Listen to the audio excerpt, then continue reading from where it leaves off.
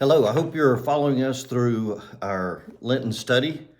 It's hard to believe that this is day 17 on March the 10th. We're looking at Matthew chapter 11. I hope these are beneficial for you. And as we look at Matthew chapter 11, it just begins. Now, when Jesus had finished instructing the 12 disciples, he went on from there to teach and proclaim his message to their cities. So he goes to the cities of the disciples. The next thing it talks about John being in prison. And so when John was in prison, this is John the Baptist, he sends his disciples and says to Jesus, "Are you the one who is to come, or are we to wait for another?"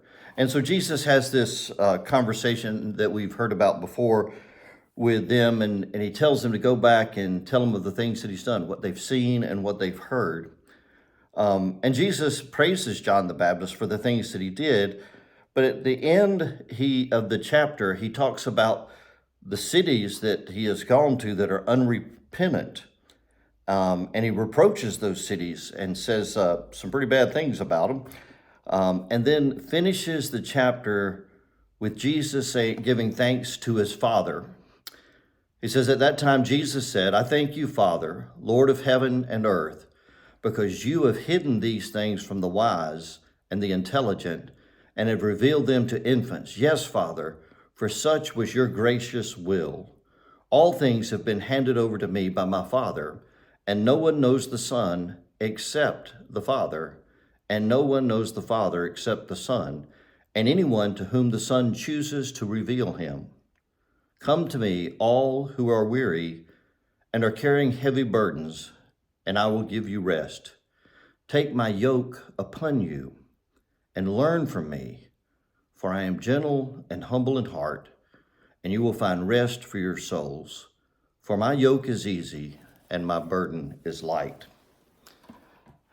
I love that passage. It seems that we are in a day and time where we're always looking for someone else to have a remedy or a solution. It reminds me of the chicken farmer in a small town, and he is having some problems. 10 of his chickens die, so he goes to see this specialist in the area, and he tells the specialist that 10 of his chickens have died, and the specialist says, well, if you're seeking a remedy, he said, "I think this will help." He says, "Give each of your remaining chickens an aspirin."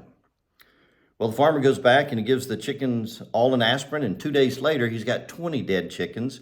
So he comes back to the specialist and says, "I've got 20 dead chickens now." And he says, "Well, give them all a teaspoon of castor oil." And so he gives them all castor oil, and 2 days later, you know the story, comes back, he has 30 dead chickens.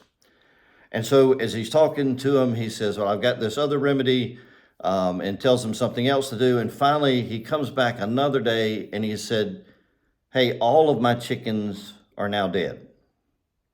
The specialist looks at him and says, "I am so sorry." He said, "I had many other remedies." Well, when you think of that, it's sometimes the remedies, whether they work or not, we use them to try to help ourselves and improve ourselves.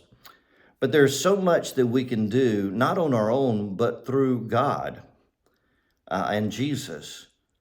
And Jesus tells us to take my burden, to take my yoke, and your burden will be light.